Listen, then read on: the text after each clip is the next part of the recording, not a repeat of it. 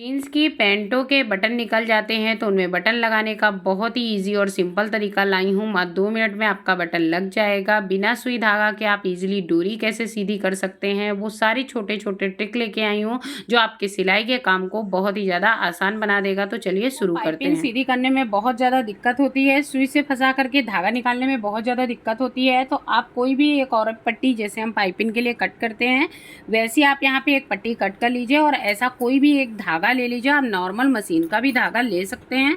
तो यहाँ पे सबसे पहले ये जो धागा हमने लिया है इस पे हम थोड़ी सी सिलाई जला लेंगे। तो एक बार रिवर्स करके धागे के ऊपर यहाँ पे आप सिलाई लगा लीजिए और सिलाई लगाने के बाद यहाँ से आप पट्टी को पलट दीजिए। जैसे आप यहाँ पे डोरी को रेडी करते हैं वैसे ही एज इट इज यहाँ पे आप डोरी रेडी कर लीजिए। धागे को आगे को बराबर से अंदर साइड डालते जाना है और सिलाई लगाते जाना है। सिलाई लगाते समय एक चीज का आपको ध्यान रखना है कि जो आपकी सिलाई लगे वो धागे के ऊपर यहाँ पे आपकी सिलाई नहीं लगनी चाहिए। तो यहाँ पे धागे को फिर वापस से और एक पट्टी के अंदर ऐसे ही अंदर साइड पोर कर लेना है और पोर करने के बाद किनारे किनारे पूरे में यहाँ पे सिलाई लगा देनी है। तो यहाँ पे धागे को हमने कट कर दिया है। कट करने के बाद अब ये जो धागा हमने अंदर साइड डाला था इसी धागे को केवल आपको खींच लेना है और इजीली आपकी पाइपिंग जो है वो पूरी सीधी हो जाएगी। तो ये देखिए हमने यहाँ पे सिर्फ धागे को खींच लिया है और आप देख सकते हैं जो मेरी डोरी है वो ईजिली यहाँ पे बाहर निकल आएगी। यहाँ पे ना आपको सुई में धागा डालने की मशक्कत करनी है, ना ही उल्टी सुई घुमा करके यहाँ पे बाहर करना है। तो डोरी बनाने का था ना बहुत ही अच्छा सा आइडिया। तो ये देखिए यहाँ पे धागे को हमने बाहर निकाल लिया है। अब इसको पूरा हम यहाँ पे सीधा कर देंगे और ये देखिए बहुत ही पतली सी और एकदम परफेक्ट सी हमारी यहाँ पे डोरी बनके एकदम रेडी हो गई है। तो इस हुआ ना घंटों का काम मिनटों में। यहाँ पे आप देख सकते हैं पूरी डोरी हमारी यहाँ पे सीधी हो गई। इस तरह आप डोरी बना करके ब्लाउज में कहीं भी इजीली लगा सकते हैं। और ये जो धागा हमने डाला हुआ था स्टार्टिंग में इसको आप यहीं से कट कर दीजिए और इसको वापिस से आप रीयूज कर सकते हैं।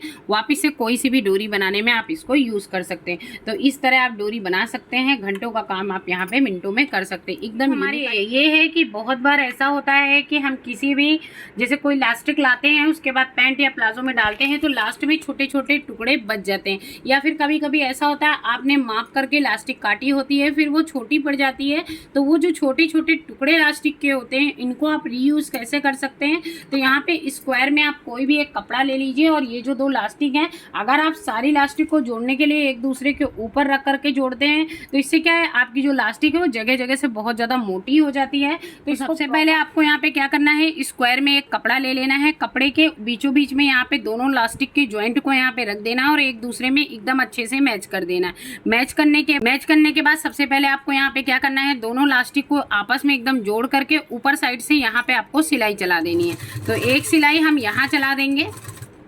ये देखिए वापस से आप इसको रिवर्स कर लीजिए। तो 2 सिलाई यहाँ पे हमने सामने साइड में चला दी है। अब यहाँ से धागे को हम यहाँ पे कट कर देंगे और ये जो दूसरी साइड हमने कपड़ा लगा करके इधर इलास्टिक को जोड़ा है इसको भी एक दूसरे के ऊपर, अगर कभी कभी क्या होता है सीधी नहीं कटी होती थोड़ी टेढ़ी मेढ़ी होती है तो अगर एक दूसरे के ऊपर भी आ रही है तो आप हल्का से उसको ऊपर कर सकते हैं और एकदम बराबर, मतलब इलास्टिक का जो पोर्शन होना चाहिए जो सीधाई है ये पूरी सीधी होनी चाहिए। इसीलिए मैंने कहा अगर एक दूसरे के ऊपर भी थोड़ा सा आ रहे हो तो कोई दिक्कत नहीं है। और वापिस से कपड़े के ऊपर ही यहाँ पे दोबारा से हमको लास्ट सिलाई चला लेनी है।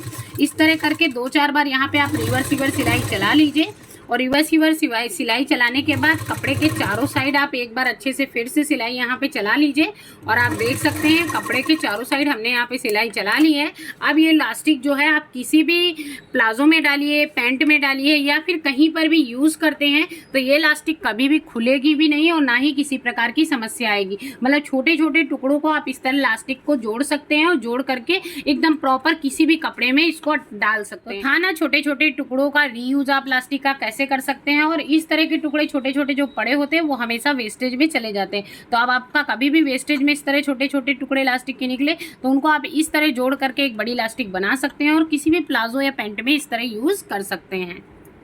अपनी घर की ही मशीन से आप इलास्टिक वाली फिटिंग कैसे दे सकते हैं जो आजकल बहुत ही ज़्यादा ट्रेंड में है, उसको देने के लिए आपको क्या करना है, सबसे पहले अपना बॉबिन के इसको नीचे से निकाल लेना है। उसके बाद इसको एकदम यहाँ पे इसमें लगे हुए इस नट को किसी छोटे पेचकस की मदद से यहाँ पे पूरी तरह से यहाँ पे आपको उसको लूज़ कर देना है। अगर ये आपको पास छोटा पेचकस ना हो तो यहाँ पे आप इसी बॉबिन के किनारे ये जो धागे ये जो किनारी होती है इस किनारी से भी लूज़ कर सकते हैं। तो यहाँ पे देखिए मैंने इसको पूरा लूज़ कर दिया, ये जो पत्ती लगी होती है ये पूरी तरह से ऊपर आ चुकी है। अब आपको इसको साइड में रख देना है। सबसे पहले आपको क्या करना है, ये जो आपकी इलास्टिक है गोल वाली, इसको पूरे में आपको ऐसे राउंड टू राउंड हाथ से ही लपेट लेना है। क्योंकि धागा होता है तो हम मशीन से भर सकते हैं, पर ये इलास्टिक है, इसको आपको हाथ से ही पूरी बॉबिन में गोल गोल राउंड कर देना है। और इसको भरते समय एक चीज़ का आपको ध्यान रखना है, ये जो इलास्टिक है जिसको आप इसमें अच्छे से राउंड टू राउंड फोल्ड कर रहे हैं, इसको आपको खींच करके नहीं भरना है। जैसे आपकी इलास्टिक है वैसे ही आपको भरना है। बॉबिन के एक बिन में हमने इलास्टिक भर ली है। इलास्टिक भरते समय दोनों पोर्शन के बराबर बीच में आपकी इलास्टिक होनी चाहिए। उसके बाद जैसे आप धागा लगाते हो वैसे ही एज इट इज़ यहाँ पे आपको बॉबिन को लगा देना है। तो बॉबिन को हमने बॉबिन केस में डाल दिया है। डालने के बाद अब यहाँ पे जहाँ से हम धागा निकालते हैं वैसे ही एज इट इज़ यहाँ से हम धागे को निकाल देंगे। बॉबिन को बॉबिन केस में हमने लगा दिया है। यहाँ से देखिए हमारी इलास्टिक जो है ईजिली निकल रही है। अब यहाँ पे इसको आपको नीचे अच्छे से सेट कर देना है, जैसे आप मशीन में धागे के लिए सेट। अब यहाँ पे आपको क्या करना है, ऊपर जो मशीन के हमारे इंस्ट्रक्शन लगा होता है जिसमें हम धागा टर्न करके लाते हैं, उसको भी पूरी तरीके से आपको ढीला कर लेना है। उसके बाद आपको कोई भी कपड़ा जिसमें भी आपको इलास्टिक की सिलाई लगानी है या इलास्टिक की फिटिंग करनी है वो आप इजीली कर सकते हैं। दोनों साइड से धागा जब आपका बराबर आएगा तो आपकी जो घर की हाथ वाली भी मशीन होगी वो भी प्रॉपर चलेगी। अक्सर आप देखते हैं नीचे से बॉबिन में इलास्टिक भर देते हैं और डिब्बी लगा देते हैं और आपका सिलाई लगाते हुए दिखा देते हैं, पर वहाँ पे ये नहीं बताते हैं कि ऊपर और नीचे दोनों साइड से धागा एकदम बराबर आना चाहिए। मतलब नीचे जो इलास्टिक है डिब्बी को जितना हमने ढीला किया है उतना ही फ्री हमको ऊपर से भी करना है। ऊपर दोनों तरफ से एकदम प्रॉपर फ्री रहेगा, मतलब इलास्टिक जितनी ढीली आ रही उतना ही ढीला आपका धागा आएगा। तो आपकी ये इलास्टिक वाली सिलाई एकदम ईजिली हो जाएगी। ये आप बच्चों के कपड़े में, स्लीव में, कहीं भी आपको चुन्नट भी देनी है तो आप इस तरह बना सकते हैं। बहुत ही परफेक्ट आपकी सिलाई आएगी। आपकी भी जीन्स के पैंट में अक्सर जो बड़े वाले बटन लगे होते हैं, ये बटन अगर आपका निकल गया है तो बहुत ही ईजी तरीका है इन बटन को लगाने का। तो ये मार्केट में आपको 5 रुपए से 6 रुपए के अंदर ये बटन आपको ईजिली मिल जाएंगे। किसी भी लेस वाली दुकान से आप ये परचेज कर सकते हैं। तो यहाँ पे मेरी जीन्स का बटन निकल गया था तो मैंने ये बटन लेके आई हूँ। इसको आप इजीली कैसे सेट कर सकते हैं वो मैं आज आपके साथ शेयर कर रही हूँ। तो यहाँ पे ये जब बटन आप मार्केट से खरीदेंगे तो ये 2 पोर्शन में मिलेगा। एक नीचे पीछे वाली ये पिन मिलेगी और ऊपर का ये बटन मिलेगा। तो सबसे पहले यहाँ पे आपको पिन को अंदर डालना है। अंदर डालने के बाद इसको बटन को इसके ऊपर रखना है। बटन को इसको रखने के बाद अब आप इसको पहले किसी भी फर्श पे आप इसको रख लीजिए और कोई भी एक भारी वस्तु यहाँ पे आप ले लीजिए। तो मैंने यहाँ पे अदरक कूटने वाली लोड़ी ली हुई है।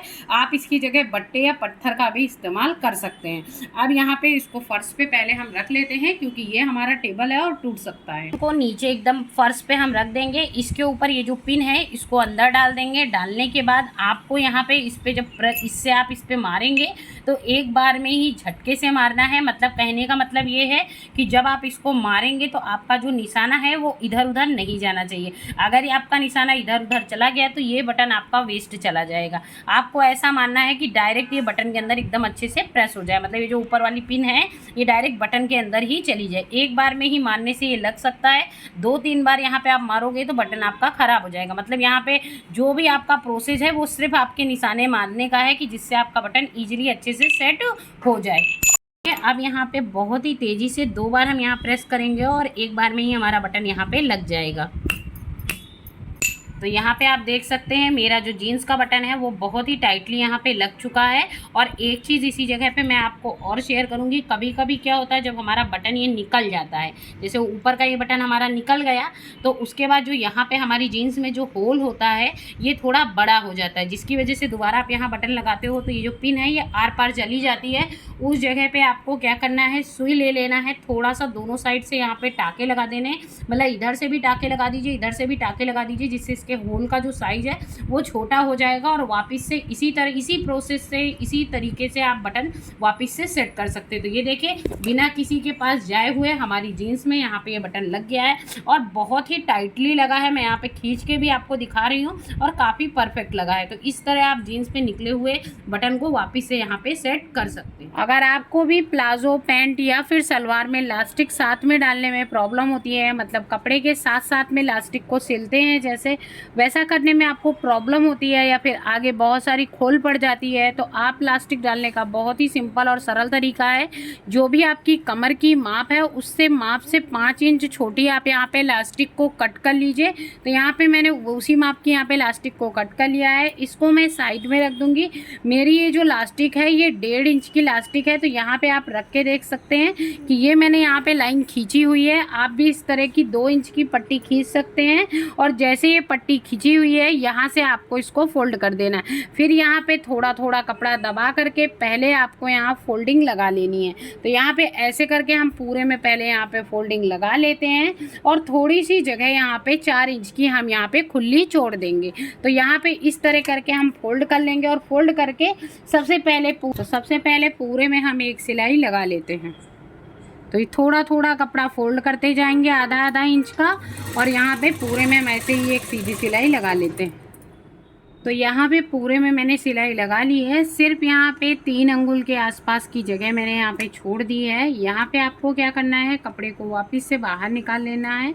आप चाहें तो यहाँ पे धागा कट भी कर सकते हैं। तो दोनों साइड के धागों को मैंने यहाँ पे कट कर दिया है।